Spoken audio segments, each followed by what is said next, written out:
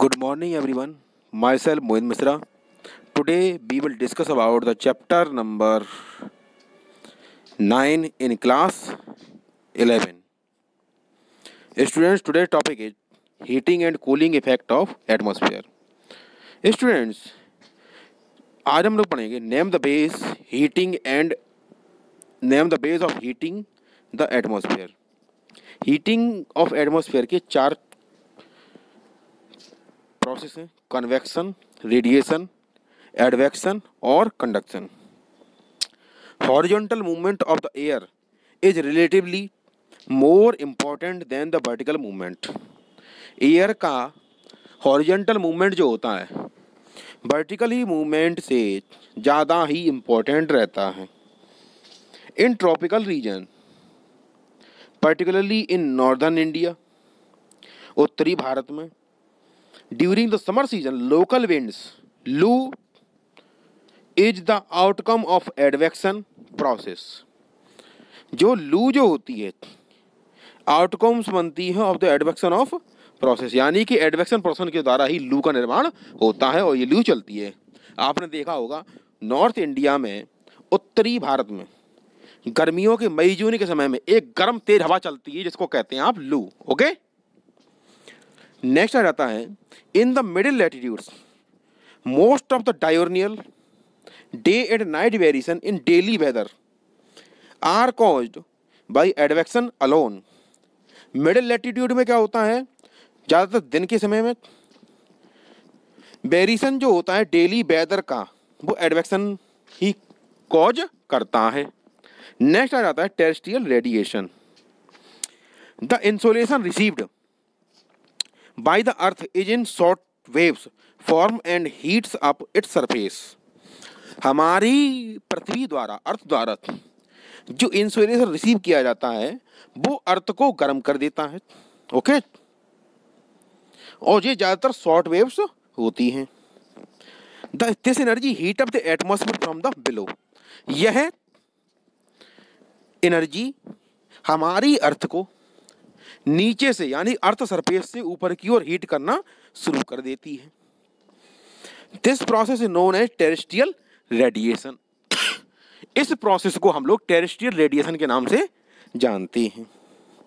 Okay, the earth after being heated itself become a radiating body. लेकिन जैसे ही अर्थ हमारी heat हो जाती है फिर ये अपने आप में रेडिएशन कॉज करना शुरू कर देती है. It radiate energy to the atmosphere in long wave form.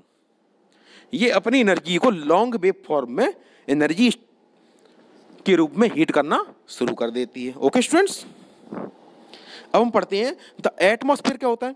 The atmosphere in turns radiate and transmit heat to the space. Atmosphere जो होता है टर्न करता है, रेडिएटिंग स्टार्ट कर देता है, एंड ट्रांसमिट हीट, और हीट ट्रांसमिट करता है टू दी स्पेस. किसमें? स्पेस में. Finally the amount of heat received from the sun is return to the space.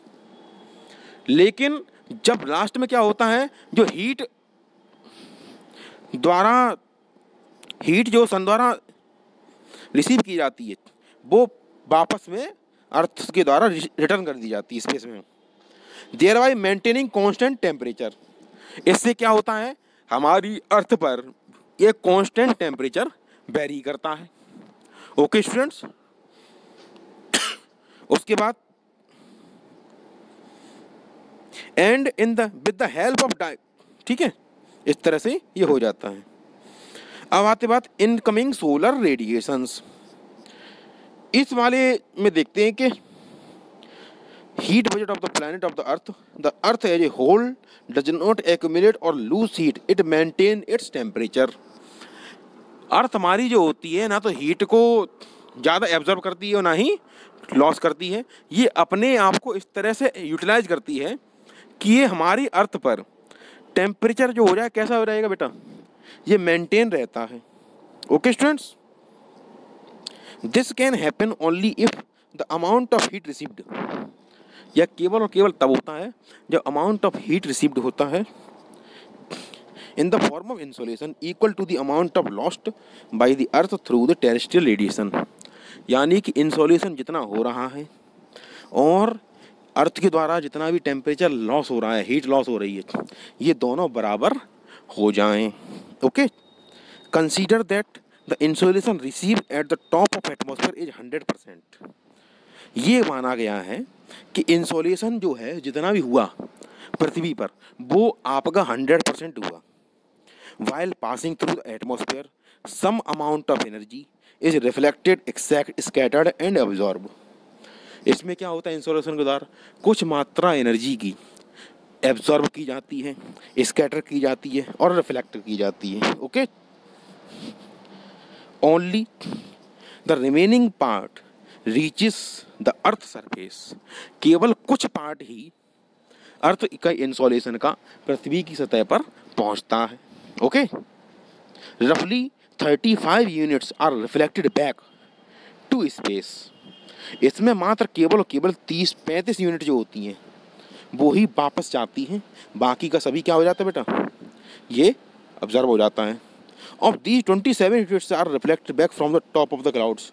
इसमें 27 जो होता है अर्थ की टॉप ऑफ द क्लाउड के द्वारा रिफ्लेक्ट हो जाता है। Only 2 units from the snow and ice covered areas are earth. केवल 2 यूनिट्स ही स्नो और आइस कवर्ड एरिया द्वारा अर्थ के द्वारा ही रिफ्लेक्ट होती हैं। 14 unit, 10 remaining 65 units are absorb. जो 65 यूनिट्स हैं वो एब्जॉर्ब हो जाती हैं। Okay, the 14 units with in the atmosphere and 51 units by the earth surface. ठीक है, इस तरह से होता है। ओके, अब हम पढ़ेंगे terrestrial radiation. The insolation received by the earth is in short wave. Insolation जो होता है वो आपका शॉर्ट वेव के द्वारा रिसीव होता है and forms and heat up its surface. The earth after being heated itself becomes a radiating body.